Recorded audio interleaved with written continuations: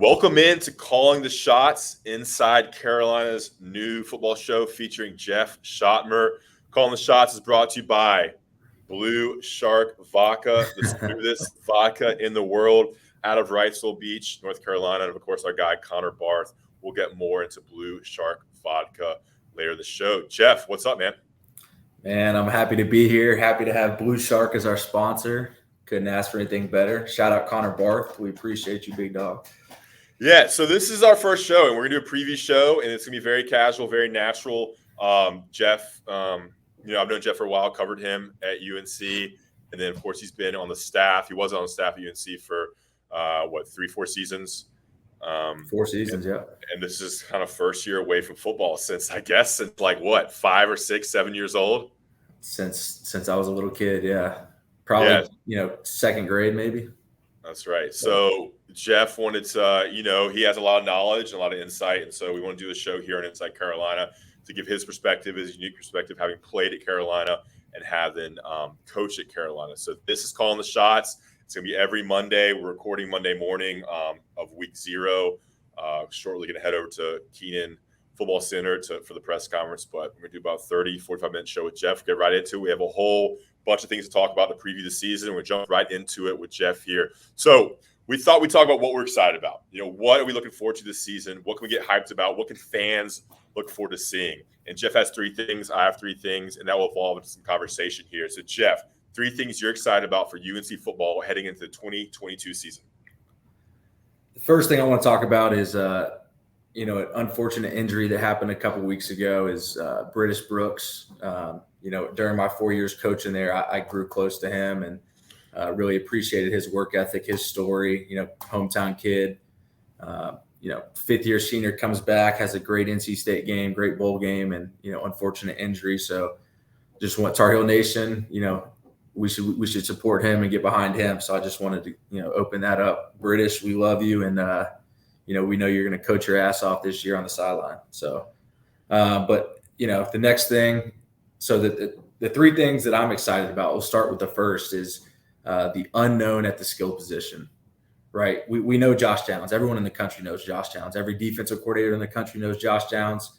All the draft analysts know Josh Downs. All the fans know Josh Downs. He's a stud. But beyond that, the Antoine Green injury is big.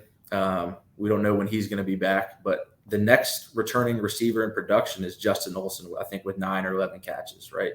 Mm-hmm. So we don't have really a proven commodity behind Josh Downs at the skill position. We lose Ty Chandler to the Vikings. So, look, there's a lot of unproven and potential in our roster.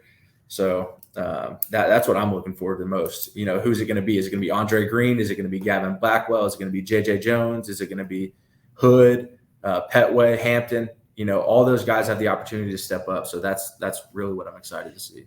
And that leads into mine, which is the excitement surrounding Petway, Hampton, or Green. Those are the rookies. Those are the freshmen. I think Green's a special, special player who now, with Antoine Green out, Andre Green, Dre, as they're calling him, has a chance to really catch a lot of passes and make some plays. And I think Petway and Hampton have a chance to get the ball early. How early, we don't know. So, Jeff, what goes into a freshman on offense? Like, how tough is it for a rookie running back, a rookie wide receiver to play? Now, Green and Hampton enrolled in June, while Petway was in January, so a little bit different there. But how realistic is it for Petway for Hampton to get the ball game 1 against Florida A&M? I think it's getting easier nowadays just because the high school programs have gotten so much more advanced, right? And obviously, with Petway coming in early, he's got 8 months of training before he actually plays a college football game. So he's got a leg up on the competition. But I think it's easier for a skill position to come in and play early as opposed to an offensive or defensive lineman or quarterback, right? You see a DB that's able to play or a running back or receiver that's able to produce right away. And those guys are going to have the opportunity, which is so valuable for them. But I expect, Hampton, he looks like a running back that's getting ready for the NFL Combine. That's how physically developed he looks. He looks like Adrian Peterson. Like, that guy looks about as good as anyone I've ever seen. And he's 18 years old. So it's very likely that they'll play early.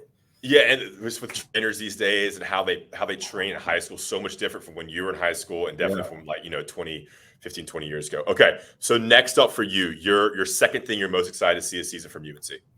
It's the D line. So, I alluded to it, the last podcast we were on, but I mean, it's time to show up. We've recruited well. Coach Cross, I mean, he's an unbelievable recruiter. We got a stable full of horses. All right, let him go play. Let them carry the team, right? So we got 8 to 10 guys that should play and play very well. We got 2-3 deep at positions. So look, our number one recruit that we've had maybe in the history of Carolina is Travis Shaw, and he might not even be on the top 6, right? He's gonna play, and he's a freaky talent. But coming into all the reports from fall camp, like you heard about 4 or 5 other guys, so that's a good sign for us. Yeah, I mean, UNC's recruiting the last 3 seasons has been crazy, and a lot of that talent's been on the defensive line. Like, we don't even talk about a guy like Kedrick Bingley-Jones, who's been hurt. And then we don't talk about not Miles Murphy, but Raymond Vohasek, who was injured at the beginning of the camp, but should be a starter at nose tackle. They're missing Tamari Fox. And even with that, you're rolling in Miles Murphy, you're rolling in Javari Ritzie, who's set for a big year. The list goes on. Kevin Hester, this guy's a senior. So I've asked almost every defensive lineman I've talked to over the preseason camp, like, are you really at a point where you can go 2 deep, 3 deep? And they all say that, but they always say that. This year, I think you agree. I think I would agree. They can at least go 2 deep, where you have a player who is as good or maybe a little drop off at every position. 3 technique, nose, defensive end, and jack. And they're all, a lot of them are juniors and seniors or even 5th-year seniors. So we're pumped for the defensive line. We're definitely going to get into more of that. All right. My second thing kind of relates to that is the defense. How good can this defense be? How good, how improved can Chizik and Coach Warren make this defense where they're not giving up the big plays, where they're keeping UNC in games, so let the offense go out and win it, where they're getting turnovers, where they're holding teams to field goals when it should be touchdowns and getting the ball turned over on 3 and outs. Like, I'm pumped to see the improvement in this defense. The talent's there, like we said. It's time to show up, like you said. I'm excited to see how good this defense can be with the talent they have. Look, Tony Grimes, Cedric Gray, Power Eccles, Dez Evans, Miles Murphy, Javari Ritzie, Raymond Vohasek. The list goes on. There's so much talent on this side of the ball. It's time to show up. All right, Jeff, your third thing you're excited about this season. Third thing is the coaching, right? I'm interested to see how the 2 coordinators balance each other out, right? At the quarterback position, we're going to start a guy that's never started a college game before, or maybe one at most, whether it's Drake or Jacoby, right? So how is Coach Longo going to call the game to protect him? And how is Chizik, how is he going to call the game? Is he going to be more aggressive than he was the last time as a defensive coordinator? Is he going to, take a modest approach early in the season just to kind of get the guys' feet wet? How are they going to balance each other out? Is Coach Longo going to run the ball more? I'm interested to see, what kind of dynamic that is. Coach Longo in the past has been very air raid, pass heavy. Is he going to hand the ball off more just because we have a young quarterback, an unproven quarterback, and try to get his, him settled into the game. So I'm interested to see, how that shakes out. Yeah, and how do you think that will change from game 1 against Florida A&M, where you would think UNC can win easily, versus an App State where it's a little dicier, versus a Notre Dame? How does that evolve from game 1 to game 2 to game 4? I think the big thing is just the confidence in the quarterback, right? I think going into game 1, they'll have a package for whichever quarterback starts that he has repped so many times in fall camp. And he's comfortable to execute those plays just because we will be more talented than FAMU, right? So we should be able to, coach should be able to just implement some very basic run schemes and pass concepts that Drake or Colby will be very familiar with, and get their confidence building. And the biggest thing as a young player is once you get that confidence building and at a level where you're used to playing, like Drake's a very talented kid. If he plays like he does in high school, like he's going to be a really good player. So just get that confidence up and go from there. It's like with Sam against South Carolina in 2019. Like, they didn't unleash Sam until the end, when he had to go out and win the game. And then you saw it again in Miami. They kind of unleashed him once he got comfortable. And look, Sam was a true freshman. Drake May is a redshirt freshman. Jacoby Criswell is a redshirt sophomore. So these guys have a little bit more experience. Sam was special. So it will be interesting to see the evolution of the packages with Longo, and whether they lean more on the run game or conservative to start. And the defense, yeah. From your experience, Chizik, you played for him. You haven't coached underneath him, but you were a coach on the field at middle linebacker. Yeah. Do you see any evolution in how he's going to call the game? Because he's going to have to change to match what offenses are doing. Right. I definitely think he's going to adapt. We talked about it earlier that he hasn't called a college defensive game in 5 years, right? But his sidekick, Coach Warren, I mean, that dude's been around some great defensive coaches in the last few years, right? He was with Kirby Smart and Dan Lanning and those guys at Georgia. And then he went and became the defense coordinator at Indiana. So I think he's going to have a lot of input on the defense, but him and Chizik are going to be great together. The 2 years that I was with them, I mean, they're phenomenal. They work together. Yeah.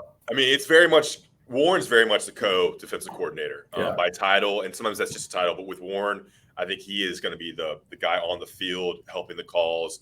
Chizik will be in the booth. So it's a two-way partnership. They've worked together before. There's a lot of respect between the two. And like you said, yeah, it's very beneficial that Warren's been in the SEC, coaching against some of the best offenses in the country and coaching some of the best defenses in the country to bring that to Chapel Hill. All right, those are the three things we're looking forward to. Oh, my last one. Look, I'm looking for some upsets. This team is as Mac Brown said, they're criminally underrated, what he said at the ACC Media Day. I'm looking at them to, win some games they shouldn't. Like, this is the year. Last year, they lost some games they shouldn't. This year, it's time for UNC to, go to Wake and win. Upset, Pitt and State are ranked higher right now, but, win those games where maybe it's a 2-point spread, a 1-point spread. Go and win those games and get beyond that 7-8 win point and get to a point where if they're rolling, go in and win some games. I'm excited to see if they can put it together, by the 5th, 6th game of the season and get to that point where 8 to 9 wins is the norm for UNC. I think it starts this year. It's a big season for Mac Brown and the staff at UNC because 6 and 7 was a little bit of a letdown. It's time to get back to 8 and then push to 9, 10 wins, in the following years. All right, that's our top three things we're looking forward to this season. Of course, calling the shots brought to you by Blue Shark Vodka. I want to talk about them for a little bit. Out of Riceville Beach on the coast there in North Carolina, and part owned by Connor Barth, the famous kicker for the Tar Heels. It's made with Carolina sweet corn, the smoothest vodka in the world. Pairs nicely with any kind of fruit mixer. Bring it to a tailgate. Little cranberry juice, little pineapple juice. A little soda. Blue Shark Vodka. It's easy. It's accessible. It's now available all over South Carolina. It's available in all 100 North Carolina counties. So go to the ABC store and ask for Blue Shark Vodka. It's a locally owned, small business inside Carolina. Locally owned small business. They're helping us to support them. When you head to your tailgate, FAMU against Notre Dame, go to the ABC store in Orange County, Wake County, Durham County, wherever you're coming from. Get a handle of Blue Shark Vodka and tell them that Jeff and Ross sent you and thank Blue Shark Vodka. All right, Jeff. So we're bringing you on for a lot of unique insight. You coached, you played, a lot more about the game than I'll ever know. I want to get to what a game week is like for the team. So it's Monday right now. Monday is a day off, right? Yep. Okay. Yeah. So let's start on Tuesday. When a team comes in on Tuesday, they're playing on Saturday. Say it's a 12 o'clock kick or a 3:30 kick, whatever it may be. We can go 8 o'clock kick against FAMU. Let's go through each day briefly and kind of bring us into the locker room, into the meeting room, starting with Tuesday. Yeah, so Tuesday is the heavy day. That's the work day. Usually the players will get a lift in at some point during the day, but UNC, they practice in the morning now. So they'll start with a team meeting at roughly 6:30 a.m., right? And Coach Brown will go over the keys to victory, kind of what their plan is to win the game, right? It'll be a brief 5-10 meeting, and then they'll break into offense or special teams meeting, right? That'll be a 15-minute meeting or so to install the meat and potatoes of the special teams package that week. Week 0 games are different just because they can kind of, they've been prepping for this, 7 to 10 days out, maybe, a couple more than that. But so they have a little more time to prepare. But then they go right into usually a defensive meeting, offense, defense, and then they install, what the core calls that they're going to run for that week. And usually on Tuesday, it's first and second down packages, right? Coach Chiswick likes to save the third down package for later in the week. But they install the meat and the potatoes of the offense and defense on Tuesday, right? And then they go out to practice, and it's the longest practice of the week, right? It's full pads. They're thumping. They're hitting. They'll break up into scout teams and have, our scout offense give the look as a FAMU, and then the defense obviously does the same. So it's a grind. All the players know that. It's Tuesday's a work day. Yeah, and then Wednesday. I'll just intro each. Yeah. All right. So a hard day on Tuesday. What's on Wednesday?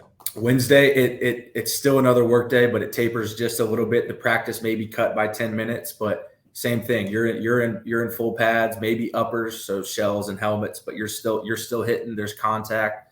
It's another work day. And schematic wise, right? You have your first and second down package as a defense on Tuesday, and maybe you'll install whether it's third down packages or you're working on some red zone defense or situational football, that sort of thing.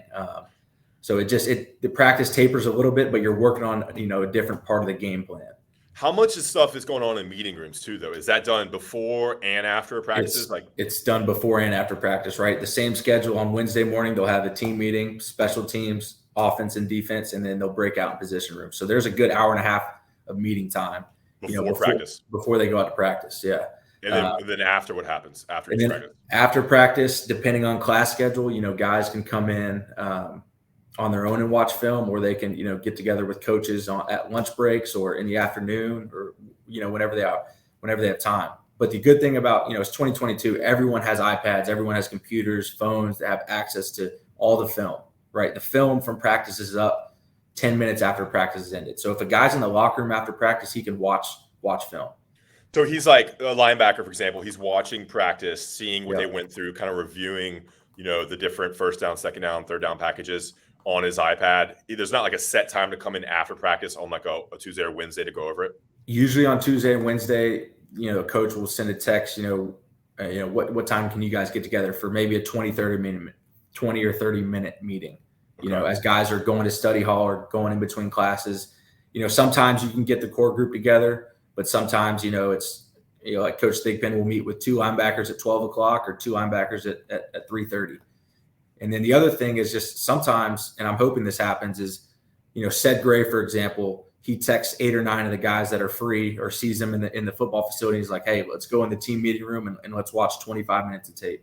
Okay. Whatever it is. If Ced's, he's like, let's watch, if he's with the DBs, let's watch some route concept. If he's with the D line, let's watch the offensive line, their tendencies, formations, what kind of runs they're getting. So, I expect Ced to, and the quarterback, Sam used to do this all the time. He used to meet with the other quarterbacks and maybe some of the skill positions and watch film together. But Tuesday, Wednesday, grind day on the field, in the meeting room, and in the film room. And they're going over tape of the other team along with self-scouting themselves to see how they look. Absolutely. So that's the thing. You got to watch practice. You got to watch their game film, and then that's really it. Yeah. Is some of it happening Sunday too? Like heavy film? Absolutely. I mean, our guys have been watching FAMU for a week or two now. And I imagine there's some watching of App State already too, just kind of like 1 week in the summer or something. I mean Bateman was more so coaches than players. Yeah. Got it. Coaches will, watch the first 3 games in June or July, Coaches, college football coaches on vacation, they're at the beach watching film. That's right. All right, so Tuesday, Wednesday in the books. What does Thursday look like? Thursday is a tapered off practice, right? It's usually we call them spider pads, which are not the actual shoulder pad shells. They're, a smaller pad that you wear, and then traditionally just helmets. And that's more of it's half special teams heavy practice. And then usually it's like situational stuff for offense and defense, right? So, they'll have a longer special teams portion. So it'll be, a 30-minute special teams segment, which is more than the Tuesday and Wednesday practice combined.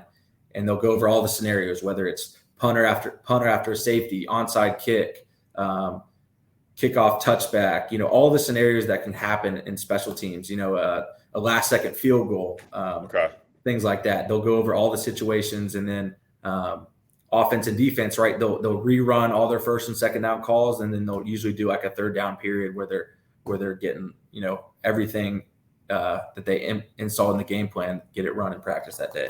And they're running. Are they running like special stuff too? Like, are they going through like red zone, short yardage?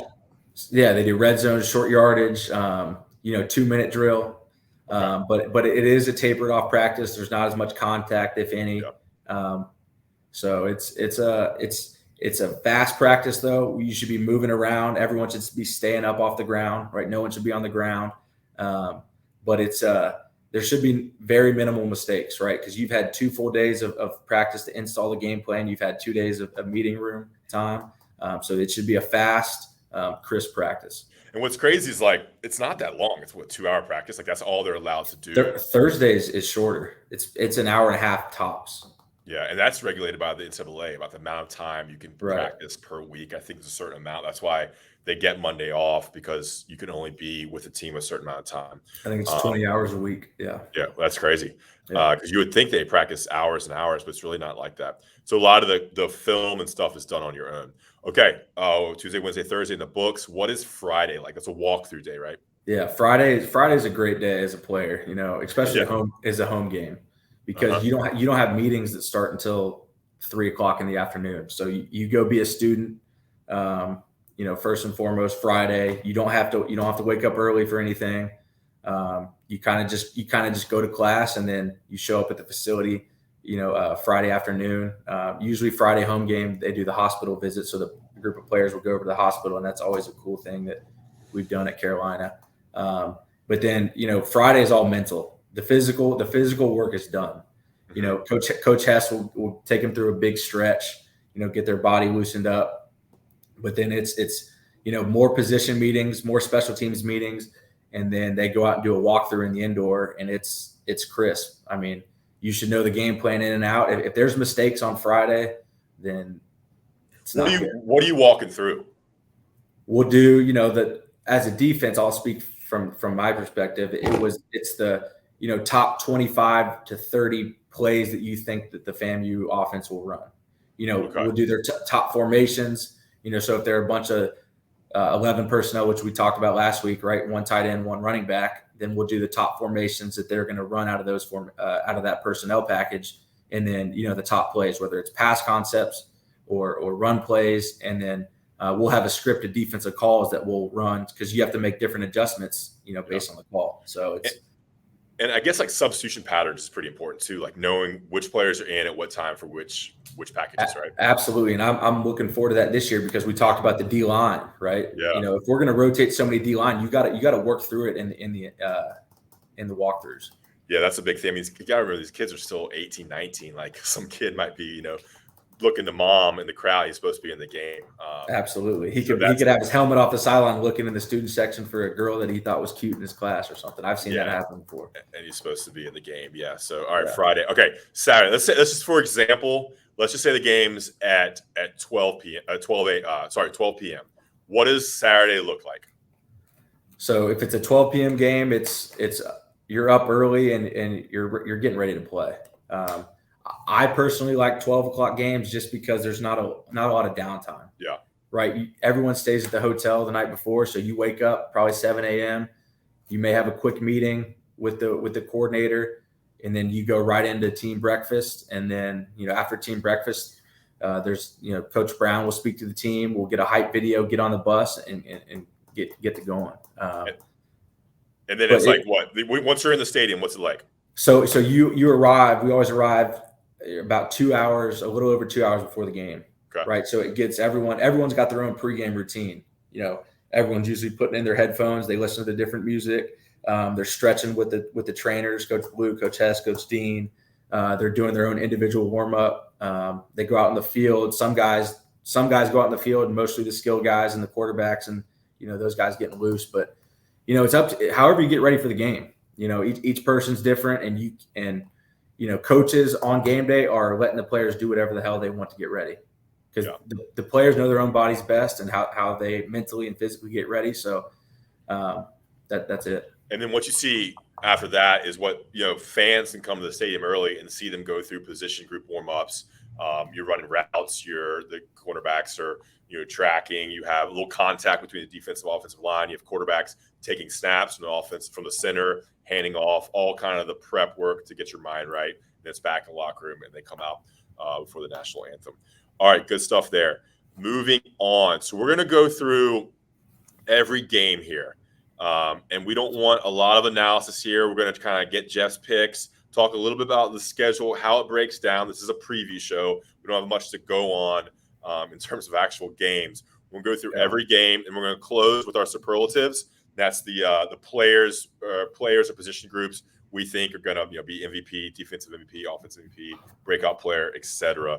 And then we're going to get on out of here on the first show. I'm calling the shots presented by Blue Shark Vodka. All right, Jeff, I'm going to go through each game. I've already made my pick on multiple shows. This is your show. I'm going to I'm going to say the game, location, and then let you pick it out. And I'll ask follow-up here and there, or if there's any commentary you don't provide, you can do that as well. All right? Cool. Let's do it. All right, week 0 this Saturday, 8 p.m., underneath the lights at Kenan Stadium, Florida A&M. Yeah, I'm going to go win. This is the first game since Mac Brown's been back, his second stint, right, that we open up at home versus a non-Power 5 or FCS or FBS opponent. So this is what kind of Coach Brown has been preaching, right? He loves an opening game versus I don't want to say lesser opponent, not as, talented opponent, I guess you could say. So, we'll open up with a win. Shout out to the marching 100 that are coming in town. I'm excited to hear them, and I know Carolina fans should be too. Yeah, I think they're gonna do a combo show. I read before, but against A&T, I remember it was at halftime with UNC. But the marching 100, Florida A&M should be a sick show there. All right, I'm excited to see which quarterback obviously plays, but if they play two quarterbacks at all, to kind of see how they react and see who handles the heat there. All right, week 1, second week for UNC. UNC travels up to Boone to play App State at 12 p.m. in Kidd Brewer Stadium. Yeah, I think if you're picking one game to bet on UNC this year, I think this is the one to bet UNC, right? I think since Coach Brown's been back, the 2019 App State game might be his biggest heartache, just in terms of it's his first season back. We lose to an in-state rival who is, not in Power 5 football, and they come to our field and they beat us, So I think he's coming for blood. I think our players will be ready to go. It's quote unquote one of the biggest games in App State football history at their stadium. I think the Heels are gonna. That's the lock of the century right there. Okay, well, that's a take because some people are thinking App State's gonna win. Shout out John Bowman who produces this show. But yeah, it's a great perspective there. This is gonna be a tough. I mean, I think I've said this multiple times. UNC's lucky it's a 12 p.m. kickoff and not a 3:30 or 8 because that's a party scene up there. So they get the early kickoff. But yeah, I think they recognize the magnitude of this game, and like you said, that will inspire them to not to take it seriously and go in there and get the W. All right, week 2, third week of the game. I'm just gonna start saying the third game at Georgia State in Atlanta. That's a 12 p.m. kickoff again. I think this is obviously I'm picking UNC to win, but this is a sleeper in terms of I think it's going to be a big win, coming off the App State game. But we're going to Georgia State, which is a Group of 5 opponent. We're playing on the road, so we're playing back-to-back road games versus Group of 5 schools, which is kind of unheard of from an ACC school. Sean Elliott's done a good job there. They've won 7 out of 8 games last year to close out the season, including their bowl game. They almost beat a really good Lafayette team. So they're talented. They have a kind of a gimmicky, tricky offense. It's kind of like the spread triple option. Mm-hmm. Their receivers are coached by Quinshaw Davis, former Tar Heel legend. There you go.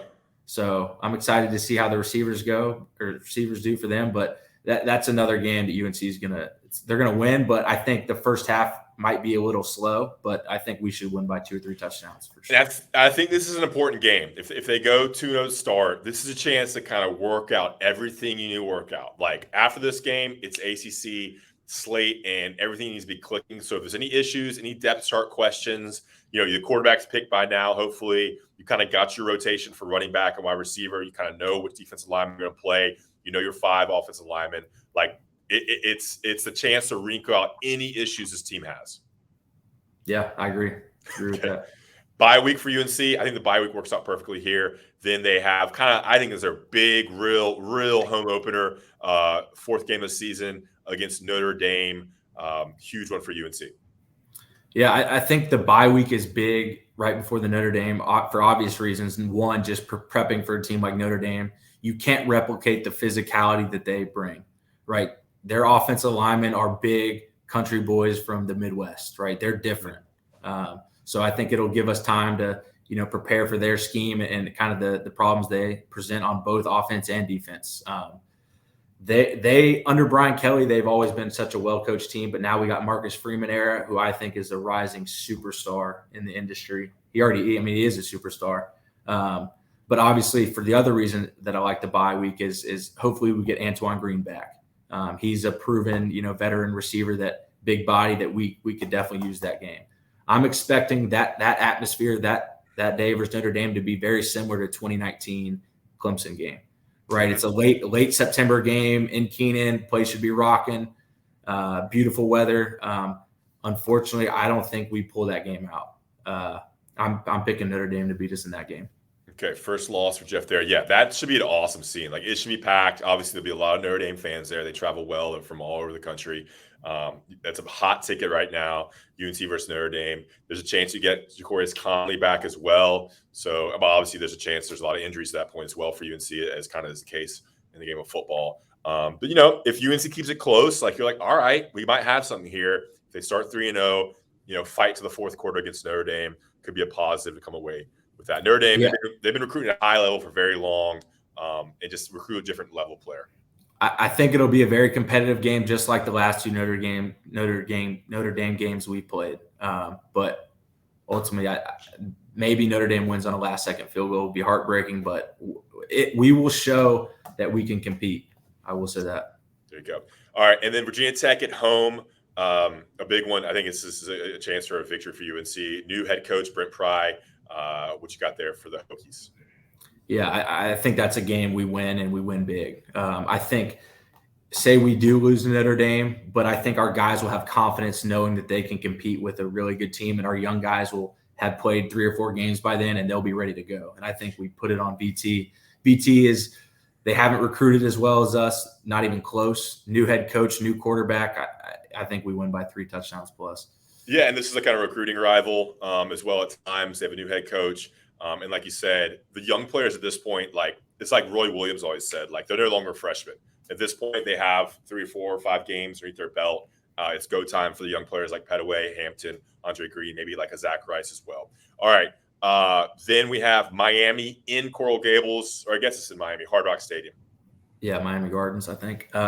This is a huge game. I have a feeling this could be like one of the games that Miami brings out their Miami Knights jerseys, and it's a huge home game for Cristobal. We kind of snuck one versus them last year with Gimel's interception to seal the deal. Tyler Van Dyke's a really good quarterback. I think this is a game that we don't get the win. I think I'm picking Miami in this game as well. As much as I want to pick us every game, I think Cristobal's done a great job in his short time there. And I think they get Miami gets the win this time. And this would be a high-profile game because it could decide the Coastal depending on how UNC and Miami's seasons go. All right, then at Duke, which is essentially, it's a 20-minute drive for UNC, 15-minute drive. Will be, Wallace Wade Stadium is never packed with Duke fans. A good chance for people to get for UNC fans to see them play in Durham. Yeah, this should be a statement win for the Heels. Especially if we, don't win in Miami, get back on track. Yep. We've beat the brakes off Duke the last couple of years, or the last 2 years. But I think this is Mike Elko he's a good football coach, but we're gonna roll. Yeah, UNC should never lose to Duke in football. No. I remember that Mitch Trubisky team in 2016 lost at Duke to Daniel Jones. Yeah, that was a tough one to take. They were up 14-0 in the first quarter, and then end up losing it. But Yeah, I just think there's just such a difference in the football culture that UNC should never lose to Duke. All right, bye week. I think the bye week works out perfectly here. You have Notre Dame, Virginia Tech, Miami, Duke. You've had four ACC games. I guess Notre Dame isn't really an ACC game. But then you have the bye week, and then it's Pitt at home, a great home game for fans. I think it's at the end of October. We have for UNC versus the Panthers. I also think it's Halloween weekend, which is a staple in Chapel Hill. So hopefully our fans especially our students, are rowdy for that game. But I think it's a win. We'll see how Pitt, kind of transitions to Keaton Slovis, the USC transfer. They lose Jordan Addison. But I think the biggest loss for them is their offensive coordinator, Mark Whipple, who I think he went to Nebraska. He was an unbelievable offensive coordinator. He was very hard to prepare for as a defensive coach.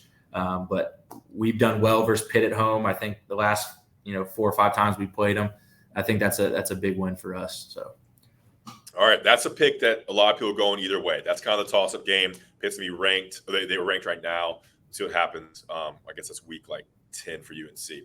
All right, Jeff has a win versus Pitt at home. All right, then it's up to Charlottesville, Virginia. I hope to be going to that game. Virginia has a new coach. They have the offensive coordinator from Clemson, Tony Elliott. What do you have? UNC versus Cavaliers. Yeah, I think this is another game we should roll.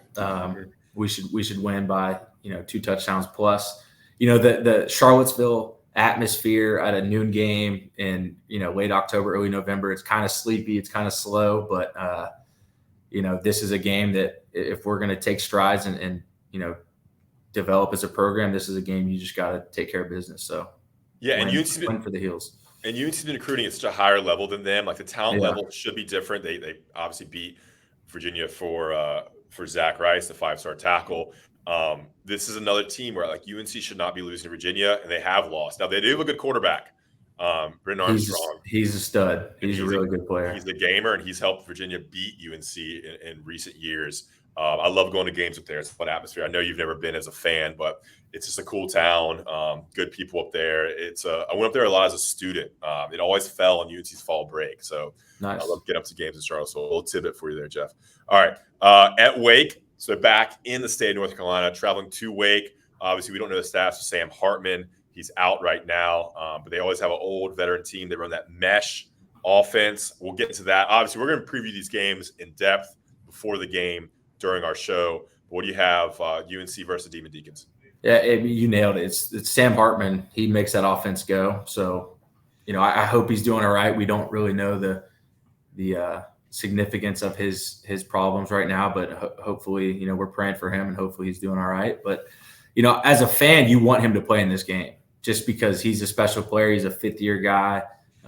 He means everything to that program. So, look, the last 2 times we played Wake have been some crazy games. The one at 2019 was a bad loss, but then the one at Kenan last year, that 17-point fourth quarter comeback was pretty special. But this is a game. If Sam Hartman plays, and I think they win the game, so I'm picking Wake in this game. Okay, yeah, I also had them in one of my picks too. Yeah, a lot of these depend on how is UNC's quarterback doing at this point? Is absolutely Drake May or Jacoby balling out at this point, or is it struggling? And we're questioning whether it's the guy because it is still a young quarterback. So a lot of these second half games, all right, is the quarterback a dude who's going out and winning games like Hal did, or is it someone where it's more of a game manager and we're relying more on the run game? So everything changes. To add on that, I think our predictions right now in August, before a game has been played, no injuries have happened. Yeah, I think it might be different, but each game week we'll be able to hopefully give a better synopsis and prediction. But this is on paper right now. I'm going Wake for sure, and we know we'll know the spread. We'll kind of have a better idea of how it's going to look that way too. All right, second last game at home. This is the week before Thanksgiving week against Georgia Tech. Yeah, I'm going win. I think Jeff Collins, he's a little more substance, or he's a little more style than substance. I'm not the biggest fan of him, but he has recruited decently well, but they haven't had results, to show for it other than beating us last year. I feel like that's the only big win they've had in the last couple of years. They lose a talented guy and the Gibbs kid, the running back, going to Alabama. But no, that's a game we're going to win. Yeah, that's a must win. Again, like last year losing to them was so tough. God, that must have been for y'all, like with that running quarterback, that must have been awful. I won't talk about Exactly. it. All right, and the final game of the season, this is Black Friday. This is after Thanksgiving against NC State at home. Obviously, last year was a horrible meltdown in the last 2 minutes. This will be a big game for State and UNC in terms of bowl positioning and for that final record. Yeah, I'm taking the Heels to win. Okay. Everyone's saying that this is NC State's best team ever. I think Coach Brown and the players will have that burning image of the loss at Carter Finley, running through their head all week. And I think, Kenan should be electric that weekend. Hopefully, I think it's the Friday after Thanksgiving. But I'm picking UNC to win and kind of spoil NC State's season, because that's always their Super Bowl, whether they're 10-0 playing us or 0-10. They look forward to beating us more than anything. But I just think, obviously, they have some talent. Devin Leary is a very good player, and they have a good defense. But I think we do get that game. There you go. And finish the season 9-3. Yeah, I was gonna say, I just counted up. Jeff has us 9-3. For the record, on our prediction podcast, I wasn't on it, but I put in my prediction. I was at 7-5.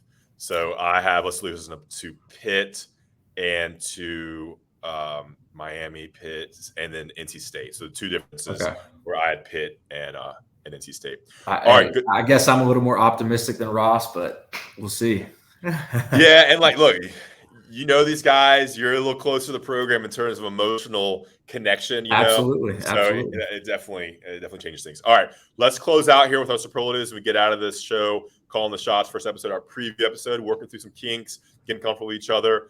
Jeff's first kind of voyage into the media world, so we're working with that as well. We have a bunch of superlatives here. We'll run through them and get out of here. All right, offensive MVP. Let's just get the name and a brief reason why, and then I'll follow with my choice as well. Offensive MVP, Jeff. Josh Downs, can't get him the ball enough. Best receiver in the conference and maybe in the country. Josh Downs. And I think it's going to be Drake May. If Drake May's picked as quarterback, obviously Josh Downs is going to get his. But I think Drake May can be special. If he is the guy picked and he has a guy like Josh Downs and some other wide receivers stepping up, he could have a big year as well. All right, defensive MVP.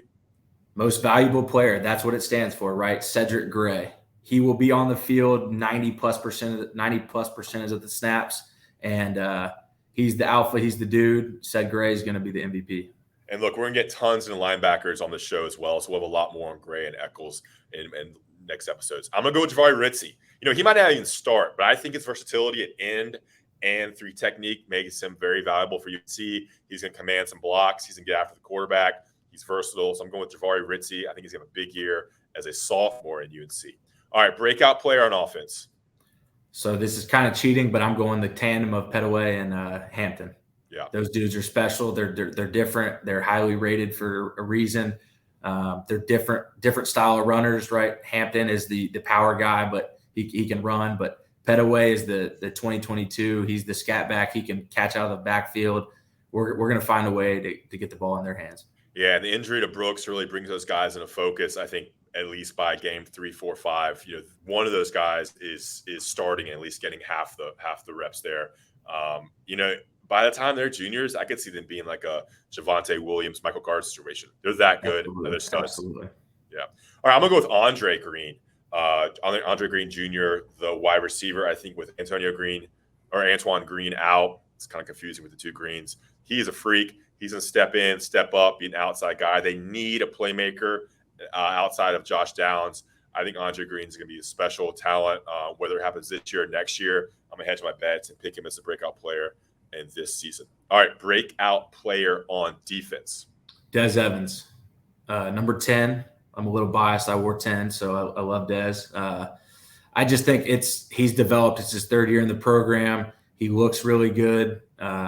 He's going to have a big year for us. Yeah, of course, playing that hand in the dirt, the power end. Yeah, 3-point stance, get after the quarterback, not drop into coverage, get after the quarterback. Dez Evans there. I'm going to go with Power Eccles. I think he's going to have a big-time year. I know you're high on Power Eccles, big-time hitter. He'll be the linebacker next to Cedric Gray. Going to play a lot, going to hit a lot. I think him or Gray will lead the team in tackles. So look for Power Echols there as a breakout player on defense. All right, your strongest position group, I guess the group you're most excited to see that you think is going to have the biggest year and lead UNC this year. I think it's the D-line. I mean, I've alluded to it earlier in the podcast and last podcast, right? Ritzy, Hester, Murphy, Collins, Taylor, Evans, Rucker. We haven't even talked about Ray Vlasic, right? And he's arguably been our best D lineman the last 2 years, right? And then you got Shaw and Silver. Like, come on, that's talent right there. So I'm going D-line. And I'm excited to see which of those guys, like can Silver or Shaw just have a big year where they're giving us 35, 40 snaps and becoming a big-time backup. Obviously, D-line's a great choice. I probably would have gone with that. I'm going to go with cornerbacks. I think it's a big year for those guys. Storm Duck, Tony Grimes, Legend Cavazos. These guys are kind of in their big year for the NFL. And I think if they can lock down the outside and just knock off a side of the field, it really allows the safeties and linebackers to play. I think it's time for Tony Grimes to step up. I think it's time for, if Duck can stay healthy, you have two really good options at cornerback. So I like that group, and I think they have a chance to be special if they can stay healthy. That's always the key with the quarterbacks for UNC. All right, your biggest concern, biggest question mark, position group-wise? I think it's quarterback. Obviously we got two talented guys that are battling for it, but neither one has proven and really played significant snaps in college football. So I think it's the quarterback is the biggest question. I think we might see both play early, but by game before the Notre Dame game, there should be a full entrenched starter, and it should be his team going forward, and that's what UNC fans should want. So quarterback's the biggest question for me. And I'd say the biggest concern for me is the offensive line. Look, they lost 3 starters. I know they like Awesome Richards and Ed Montilus and Corey Gaynor in the middle there. But I mean, Ed Montilus, Awesome Richards, they aren't really big-time NFL guys. They might be playing a true freshman on the right and Zach Rice. There's question marks about William Barnes at right guard. So I think there's just some question marks on the talent outside of Corey Gaynor. I like Corey Gaynor there, but I'm a little concerned about how there's not like a clear starter on the right side yet. And that's huge. And I think it's going to affect the quarterback, could affect the running game. And obviously UNC's had some issues with protecting the quarterback the last 3 years, losing 3 starters. Could it be addition by subtraction? We'll see. And they have a new coach there in Jack McNell. So that could change something as well. So I want to be pleasantly surprised, but offensive line is my biggest concern. All right, Jeff, let's get out of here. One bold prediction each. Maybe we'll make this a weekly segment or something like that. But for the season preview, what's your bold prediction for UNC football in 2022? First 10-win season since 2015. Let's go. I think we finished 9-3 in the regular season, and we get a bowl win. There's a chance that could also be an ACC championship record too. Very true. I hope we play Clemson in the ACC championship. So I can go on and say that's my prediction as well. We're playing Clemson in the ACC championship, and we're going to win at least 10 games this year. First 10-win season since 2015. Yeah, it would be awful to kind of go the opposite route. But I was thinking, look, go down Miami, get the win, beat Pitt, riding clear for the Coastal. So I think beating Pitt and Miami puts you in the race for the Coastal, and they play Clemson or NC State in the. That'd be cool to have NC State back to back in the ACC championship game. UNC, NC State, and they get to 9-10 wins and kind of start that upward trajectory with the high level talent, that defensive line, linebacker, wide receiver, running back. Things click on offense, and UNC is kind of getting to where they should be with its talent in the 4th year under Mac Brown. All right, guys, awesome show. We appreciate y'all listening. We're going to obviously get better and improve. Tell us what you liked on Twitter, on Instagram, on YouTube. Calling the Shots featuring Jeff Schoettmer, Ross Martin, brought to you by Blue Shark Vodka. We appreciate you listening.